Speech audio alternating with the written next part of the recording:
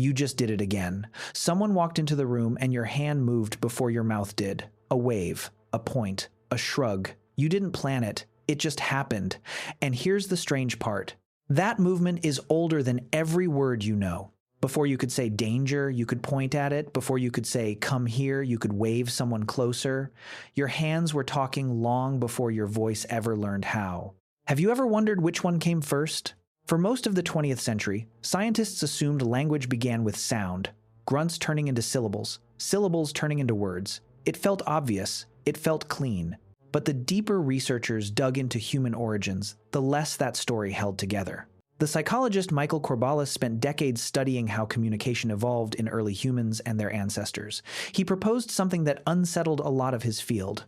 Language, he argued, didn't start in the throat, it started in the hands.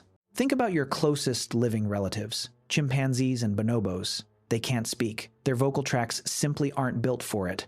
But watch them for an afternoon and you'll see something else entirely. Reaching, slapping the ground, holding out a palm. Deliberate, repeated, understood gestures between individuals who share no spoken words at all. Gorillas do it too. Orangutans do it too. And when researchers looked closely, they found something remarkable. Gestural communication in great apes is flexible. It changes based on the audience. It stops when the message lands. That's not a reflex. That's intention. Now, picture your ancestors, roughly 2 million years ago, standing upright for the first time in a meaningful way. Their hands were suddenly free, not gripping branches, not bracing against the ground, just open, empty, and available. What do you do with free hands and a shared problem? You point at the lion in the grass. You mimic the shape of a tool. You hold up 2 fingers to mean 2 of something before 2 was ever a sound anyone made. Gesture didn't replace anything. It filled a vacuum that upright walking had just created.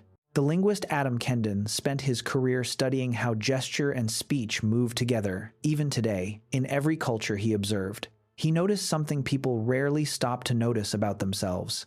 You gesture even when no one can see you. Talk on the phone sometime and watch your free hand. It moves anyway. As if the body hasn't caught up to the fact that speech alone is supposed to be enough. That's a clue. A leftover habit from a time when the hand was doing the heavy lifting and the voice was just along for the ride. Psychologist Susan Goldin-Meadow ran a series of studies that pushed this even further. She worked with deaf children who were never taught formal sign language, raised by hearing parents who didn't sign either. You'd expect silence, confusion, a communication gap with no bridge across it.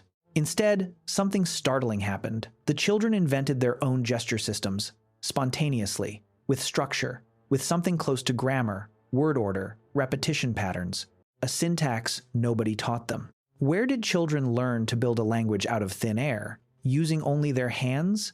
They didn't learn it. It's possible they never needed to. It may already be sitting there, coiled inside the human brain, waiting for any outlet it can find. That idea reframes everything you thought you knew about talking. Speech might not be language's foundation. Speech might be one costume language learned to wear, because it happened to be efficient once your throat evolved to allow it. So why did the switch happen at all? Why trade a system that clearly worked, one, you can still watch children invent from nothing, for a stream of invisible sounds? Here's where it gets practical and a little bit cold. Gesture has a devastating limitation. It requires line of sight. It requires daylight or firelight or closeness. It fails completely in the dark, around a corner, or across a distance. Voice doesn't care about any of that. Voice travels where hands cannot. Once early humans began living in larger groups, spending more time near fire, needing to coordinate hunts across open, obscured terrain, the limits of gesture became a real cost. Sound solved a problem that gesture never could. And once the vocal tract finished its slow anatomical shift, sometime around the emergence of Homo sapiens, speech had every advantage gesture lacked, plus the one gesture had built first: shared, structured meaning. But evolution rarely deletes an old system just because a new one shows up. It layers. The primatologist and psychologist Robin Dunbar has argued for decades that human social bonding itself scaled up gradually, from physical touch, to gesture, to vocal exchange, each layer adding reach without fully replacing what came before. Grooming a friend's back became a wave from across a room, became a shouted greeting down a street. The distance grew, the intimacy thinned. but the underlying gesture never left. You can see the fossil of that layering every single day. Watch two people deep in conversation. Their hands sketch shapes in the air that match nothing they're actually saying aloud, tracing size, direction, emotion, emphasis.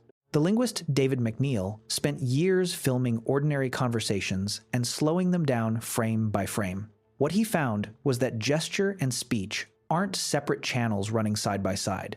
They're synchronized, timed to the same half second, drawing from the same single thought before it splits into two forms. That's not decoration. That's not idle fidgeting while your mouth does the real work.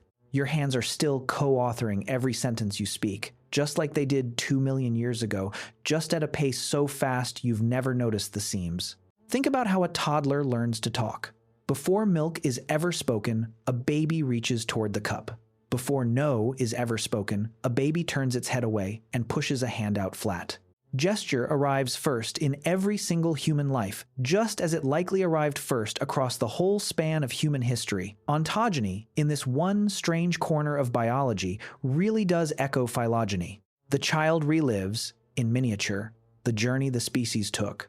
And there's a darker thread to this story, too, one Corballis pointed to directly. If gesture was the original system, and speech only layered on top of it, then losing speech should never mean losing language.